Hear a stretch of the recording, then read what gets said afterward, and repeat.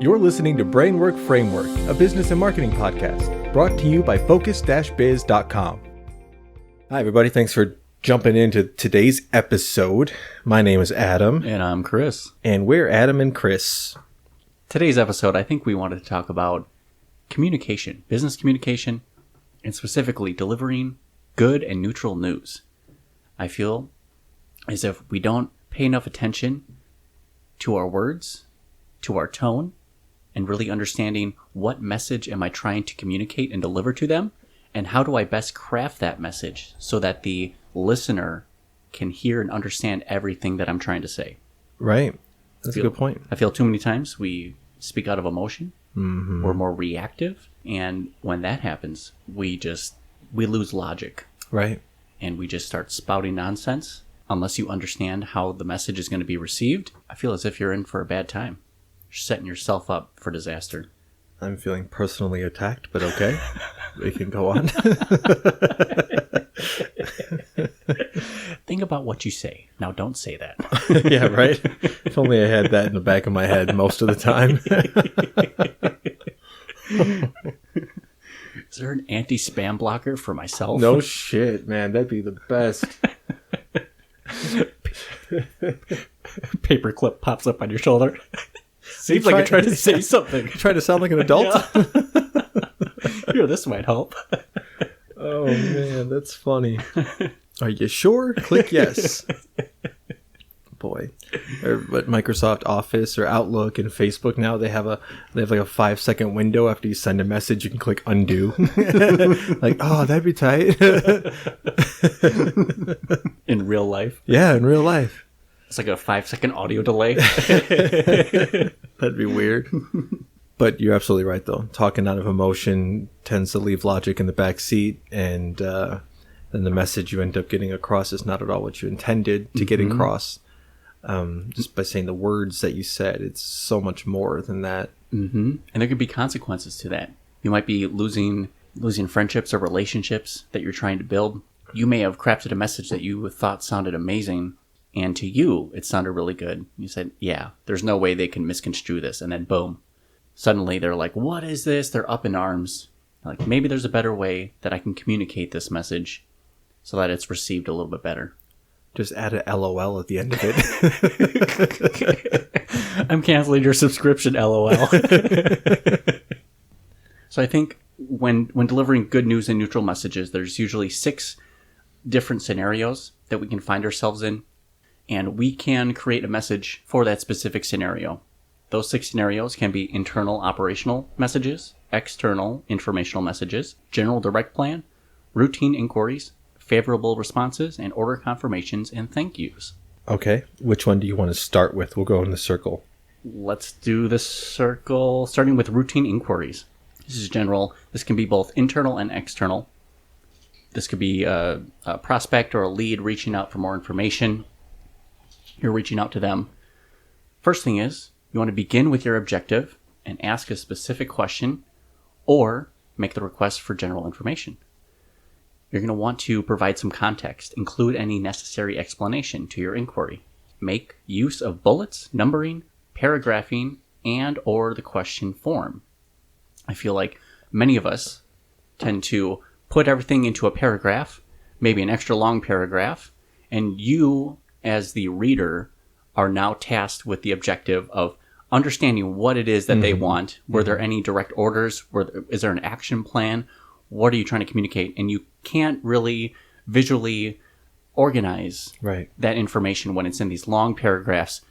Heaven forbid it's one entire page as a paragraph. You couldn't hit enter a couple times. Mm-hmm. So I think that's really important, is to organize using bullets, numbering, paragraph. That is so helpful. And then at the end of your conversation, you want to end with goodwill, conclusion, adapted to the topic. And what does that mean in people talk? Focus on building the relationship, being positive. And with a goodwill conclusion adapted to the topic. So the routine inquiry, you're just reaching out to somebody to ask for basic information, but doing it in an unorganized manner, essentially, isn't going to get you the tone or the response you want. It's going to make you look kind of like a douchebag. Right. When I send out emails, specifically those routine inquiries, like, hey, can I get the VIN for this car. Can I, whatever, blah, blah, blah. I find kind of implementing this sort of already. Just like, hey, hope you're doing well today. I'm reaching out because I need this information. And then sometimes I'll try to get, more than one topic in an email. If there's more than one, the home, auto, umbrella, whatever, you know. And I find myself separating them just by a line in between, like it's a new paragraph, but I'm not worried about it being an actual paragraph. I just want them to jump to the next point, basically, without using a bullet, essentially. But I can definitely see how bullets and numbering topics or specific items regarding a topic just makes it so much easier, and it almost seems like it's takes the professionalism out of it. Like I know years ago I would think that writing several paragraphed email would be the more professional way to do it, right? Like, this is what I had to do. In school, I had to write paragraphs and cite my sources. And and you were always trying to reach that word count. You're like, doesn't becomes do not or does not. Right. But with thesaurus open in the other tab. What's another way for got?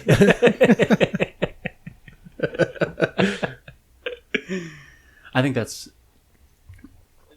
interesting to see the changes. Like you said, before it used to be really long messages, and now our attention span is completely gone. And the way that our brain takes in information, this is true for everybody. Doesn't matter who you are or how you think that your reading style is. Everybody skims an article and reads the headings first, main points.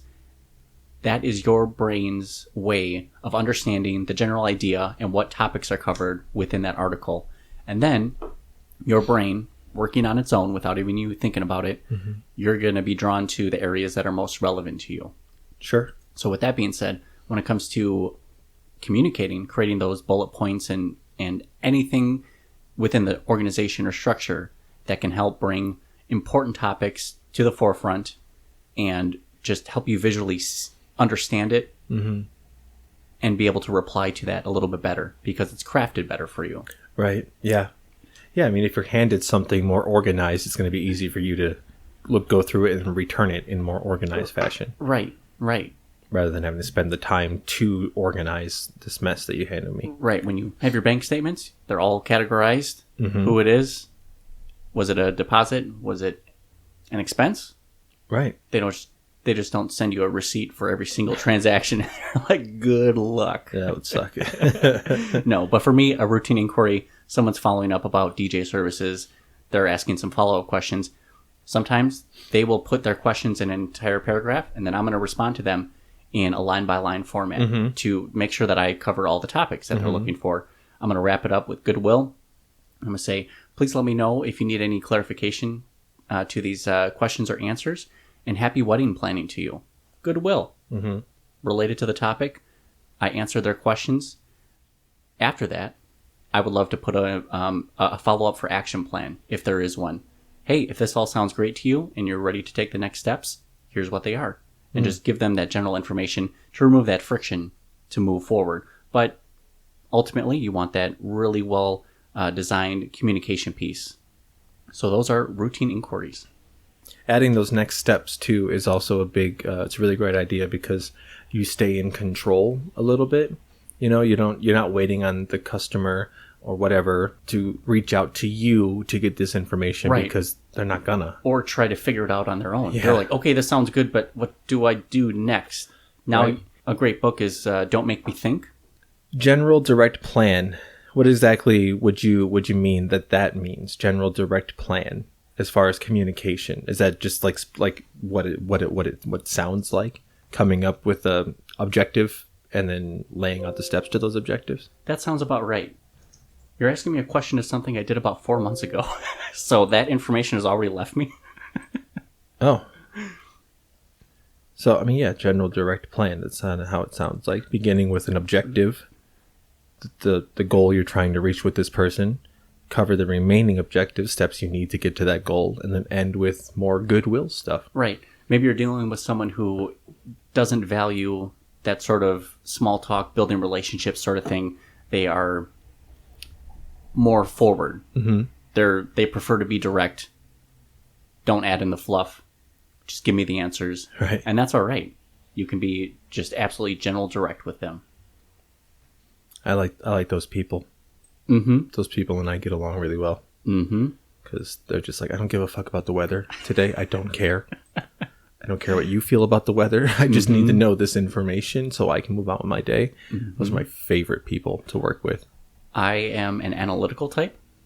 So kind of similar to what you are. I believe you're the driver personality. And that comes with certain types of personality traits. What's with all these labels, man? I think that label is important because out of the 4 different personality types, you can help improve your own sales and your communication techniques based on the 4 personality traits. So someone who is an analytical person, they are value shoppers. So they're not necessarily looking for the best price, and they're not looking for all the bells and whistles.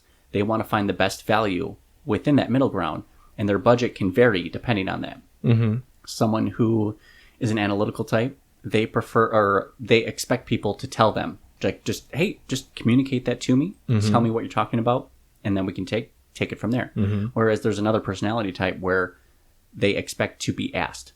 And you can see how those personalities conflict with each other. Oh, yeah, for sure. So I'm expecting you to tell me. They're expecting me to ask them. Communication goes nowhere. Right. So when you understand what type of personality you're dealing with, well, then you can kind of break out of your own shell and help adapt your communication techniques to their personality type. So I think that's really important too. It is. So every time you send an email, preface it with, hey, take this personality test so that we can figure out the best way to communicate. I know that sounds silly, and I wouldn't expect your customers to do that, but you can understand someone's personality type based on their communication, or how they communicate a certain scenario to you. One of the other personality types is they value the how do I put this? They value the end goal and the benefit, that sort of fantasy. They want to be sold the fantasy at the end. Mm-hmm. They want to hear about all the money you're going to save or all this, and think about that nice vacation in Bermuda that you can take once you save all this money. That's what they want to hear. Sure. Whereas a driver type, they want you to pull the calculator out. Like when I would tell you about this fancy trip, you're like, hey, who cares? Who gives a shit? But when I break out the calculator, your personality type likes the calculator. Oh, if only someday in the future we'll walk around with the calculator in our pockets like we were told it's never going to happen. But getting back to communication. Right. The next ones we can go to are going to be the internal or external informational and operational messages. Because how you interact with someone internally is going to be you might communicate something different than you would externally. Right. Like I'm going to ask you for something differently than I would ask a customer kind of thing. That's what you mean, internal versus external? Mm-hmm. Yeah. Mm-hmm. So in the internal operational message format, you're going to want to organize in the direct order, be clear and concise. Choose the correct tone. Sometimes there's certain people you've developed relationships with that prefer something more casual. Maybe they prefer something more formal, or something in between. Clear and courteous, that should be a standard for all communication practices. You're going to want to order the information logically and make it visually appealing. Skip the paragraphs. Leave the paragraphs. Right. Try and indent something, add a bullet somewhere. Play around with it. Sure. And as always, close in a way that builds goodwill. Thanks, Susan. I really liked your brownies at the last potluck. Yeah. You ever mess with people internally because they got 1 foot out of reality? They haven't heard certain terms, so you want to mess with them a little bit. You're like, oh wow, Dave in accounting really raw dogged that last order, didn't he? All of a sudden, Susan is going around. Yeah, runs into the CEO. I just wanted to tell you, Dave has been raw dogging everything around here. It's been great to have him. He's really making an impact on the team. We're having a good time. We have fun. Next up is external informational messages. You're going to want to establish the context and the purpose of your message. Use a tone and style that helps you build a relationship. Remember, this is external, so you're not exactly sure how close you are with this person yet, so better to be on the formal side, but still personable. You're going to want to provide all the relevant details. Order the information logically and also visually appealing, same as for internal. And, as always, use a goodwill ending that clearly explains any action steps. Yeah, I mean, that all kind of makes sense. I mean, if you graduated high school or you did any sort of college sort of thing, it's just communicating with people on a... I guess it does kind of take it to the more moderately formal level, like all of this. Like, you kind of have to add a little bit of formality to your communication style and skills. Right, because you want to appear somewhat smart, right? Right, you want to appear smart, helpful, nice, approachable. Because if you're too informal, if you're too casual, people feel like you're just more of a salesman and you're selling the personality as opposed to the message itself. Sure. Yeah. I've definitely done that. I've been too informal with people. And they didn't accept it well, kind of thing, just put them off. Yeah. But at the same time, I've been formal with somebody who's just like, I don't need that. Let's drop the shit. Let's just talk about it. And I'm like, yes, thank you. Okay. You're like, the dearest Mr. Duggar. You're like, you can call me Jim Bob. Jim Bob. Wolf. So order confirmation and thank you. So this is going to be someone who just recently purchased a product or service from you, and you might be following up either to confirm the order or you're trying to reach out and say thank you. Obviously, you're going to want to begin by thanking the reader for something specific, probably their follow-through, their quick response, for their order, for their business, anything like that. And again, continue on with that thanks, or with more information that might be relevant. Always stay positive. Use positive language to address any delayed orders. That's something that's really important. Is if there's an issue, as a business, you should own it. There is nothing noble about trying to pass off and push the blame off to someone else. Right. If it's your own, if it's your own mistake, just own it. Right. And let me know what you're going to do to correct it and how you can prevent future issues like that from happening. And I feel like that is a great barrier reliever. It just breaks down that barrier with people if you're honest and open. Yeah, for sure. As opposed to trying to push it off. It's off-putting to me personally. Yeah, it really is. You come off as kind of skeezy and just like take responsibility for your shit, dude. Yeah. For sure. For sure. I mean, I've made mistakes before that have costed people money, that gave them a promise that I didn't actually fulfill. I mean, screw up every now and then. It happens. Right. But yeah, absolutely, I found that just taking ownership of it and be like, this is what happened. It's my fault. This is how it's going to get fixed. Most of the time, sure, they're going to want to bitch a little bit, but that's just appeasing their ego more than anything. But yeah, I mean, once you get past the ego, which really all communication is just fighting with each other's egos. And that's kind of what this whole thing is. Good news and neutral messages. It's more about, I mean, honestly, like behind all of it, psychologically, it's just stroking their ego and trying to get what you want out of it. I mean, it sounds bullshitty, sketchy when you say it like that. Right. But that's exactly what this is. These are tips on how to stroke somebody's ego so that they feel good giving you what you want. Right. So our last and final section of good and neutral news is favorable responses. Identify first with the subject line and the message being answered. Begin with the answer or state that you're complying with the request and answering several questions. Continue to respond in a way that is logical and orderly. And something we'll be covering on a future podcast is going to be de-emphasize any negative information. There's an entire sort of skill that goes into hiding bad news. And that can be really important for setting the tone to make sure they're not as angry. So one of that small tidbits that we're going to be sharing later is to put it as the second or third topic that you actually cover as far as delivering that bad news and delivering it in a way that they're not so angry anymore. It's like 2 compliments and a critique, Yeah, right? Right. That whole thing. Your pants look really great today. I love the smell. You fucked up everything here. I don't think that works. No, but along those lines, like, Susan, Have you lost weight? Your hair looks fantastic. We're also letting you go. Yeah, right. Right. Yeah. I appreciate what you've done for this company. We know Raw Dog Dave really likes you. Here's your pink slip. Yeah, anytime you're called into a meeting with your manager and the HR rep, just fucking leave.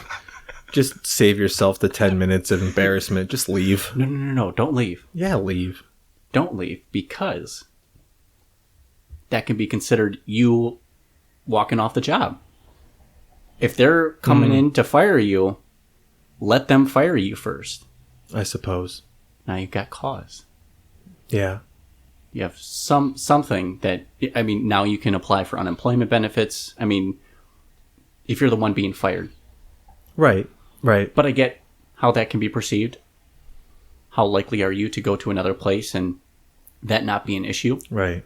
You're like, oh, so you just walk off jobs, or like when things get tough, you just leave? Or tell me about a bad situation you were in and how you resolved. I walked off the job. You're like, I got out of there. Oh shit! And you just say the values of the corporation no longer aligned with my moral objectives, and I felt like it would be best for everybody for me to just vacate the premises and cut ties entirely. And then boom, they're like, "Wow, you gave me information. Half of it was true, and I feel good about it." And then boom, effective communication. Of course. And I'm sure there was this last bullet point that we've covered 6 times already, but again, end with goodwill.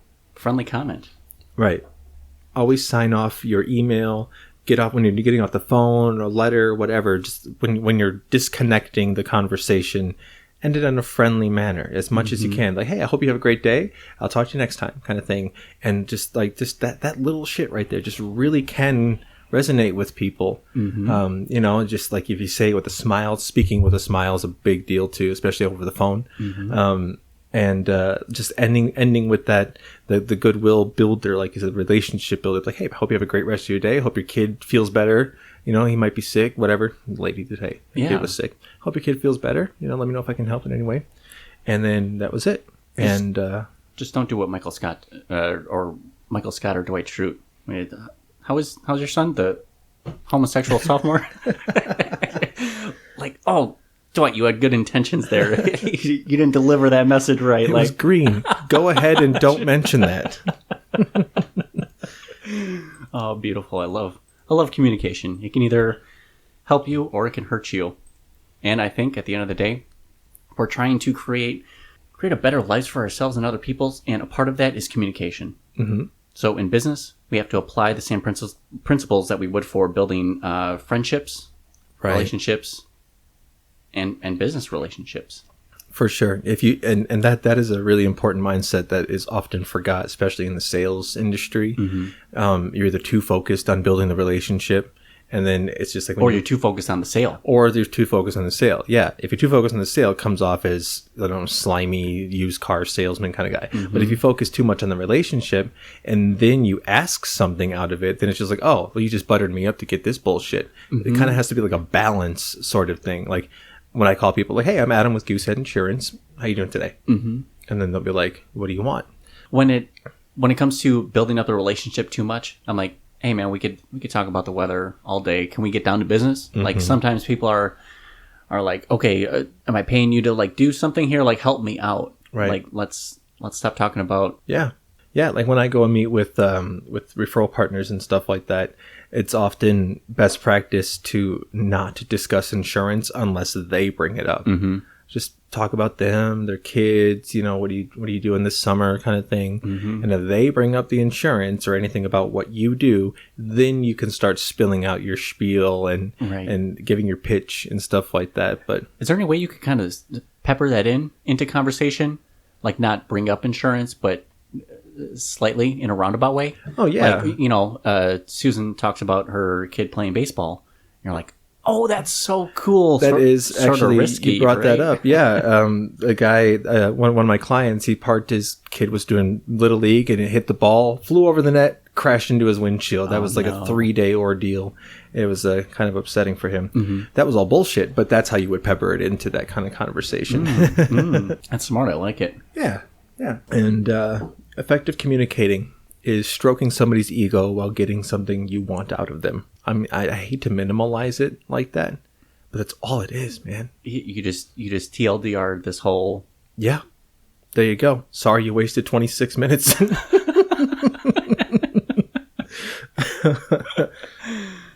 But being conscious, there you go. Effective communication is more or less being conscious of the ego, because you can't just dismiss it. You have to be conscious of the ego. That's where your tone comes in. Mm-hmm. That's where your goodwill ending comes in. All of that stuff is to help build a relationship, which is essentially just telling this person, I respect your ego and how you view yourself. So once you move beyond that, then you can start discussing what you need from them or what you can give to them, whatever kind of thing. Mm-hmm. Like that's not the basis TLDR sort of thing of effective communication. Sure. I relate ego more to being so full of yourself and arrogance. Sure. So I don't think it's the right descriptive word. Ego is the right word. Arrogance is just the fucking personality trait more than anything. Mm-hmm. Our ego is part of our identity. Like everybody has an ego. Whether or not you prioritize your ego, that's the people that are full of themselves. Sure. People that talk about themselves in the third person and shit. It's got such a negative meaning attached to it. I feel like there's a better workaround word, like self-worth. Would self-worth be anything? But again, that's just trying to stroke your own ego so that you don't feel like you sound full of yourself. Unfortunately, ego is the word. When you look up personality types and the iceberg of a human being, mm-hmm. ego is one of the biggest ones. Ego, identity, and then there's another one. I forgot what it is. But is that the self-actualization? I think that might be it. Sense of belonging. Yeah. And ego does, throw away your ego, throw away that. Like, I understand when people say that. And when they do, what they mean by that is stop trying to appease your own ego and focus on theirs. Mm-hmm. And that's all that really means. When you say ego, sometimes it does have a negative connotation because you're just like, yeah, you're full of yourself. You think you're more important than me kind of thing. Mm-hmm. And when you say leave your ego at the door kind of thing, come in and do your job, it's just, yeah, you're not there to make yourself important, to make yourself the top man there kind of thing. You're doing it for the company. Yeah, right. Now it's the company's ego getting in the way. Exactly that. You have to keep the company ego in a good light while trying to, I don't want to say manipulate the customer's ego, but you do have to be aware of it. Mm-hmm. And that's where all of this effective communication comes in. This positive, these positive traits or whatever to communicating to people. Mm-hmm. Like begin with the objective, cover the meaning, whatever, end with goodwill, organize in a direct order. Now, these are all things that just make it easier for people so that they don't have to basically say, this isn't worth my time kind of thing. Mm-hmm. Because their ego is telling them that they're more important than this. Why should they have to read through 3 paragraphs? You should have done this better, blah, blah, blah, blah, blah. Mm-hmm. That is their ego telling them that.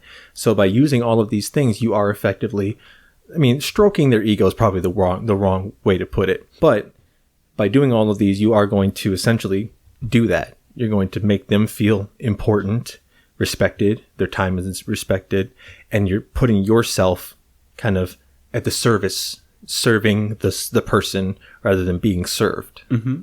And that kind of makes sense, right? Like there's a server and then there's a person being served. Mm-hmm. And in a sales sort of thing or in any sort of business transaction, one is always one of them and the other is the other. I'm the server. One has leverage, the other does not usually. Yes, exactly. Yeah, one has leverage, one doesn't. It's usually the customer who holds the leverage. Right. Generally, right? And then the salesperson is trying to do everything they can to appease their ego so that they feel like, yeah, okay, I have the leverage and I respect the way you came at me about it kind of thing. Mm-hmm. So yes, we'll do business sort of shit. Mm-hmm. Well, thanks everybody for checking out this episode on effective communication, positive communication. Is there anything you'd like to leave on good news and neutral messages and how to deliver those effectively? No, I think it's really just about being clear and concise. Organize your work. Be positive. If being positive means I'm stroking their ego, well then sure. Right. You can call it that. That's all it is. That's all I meant. But if you think about it that terms, it just makes it a little bit easier to navigate around all of the ways you can fuck it up. Right? Strong words from a strong man. Captain didn't say no. Well, everybody, thanks for checking out this episode. Hope you learned something. Let us know what you enjoyed about the episode, and if there's something specific you want us to chat or rant about, let us know as well. And as always, appreciate you. Have a great rest of your day.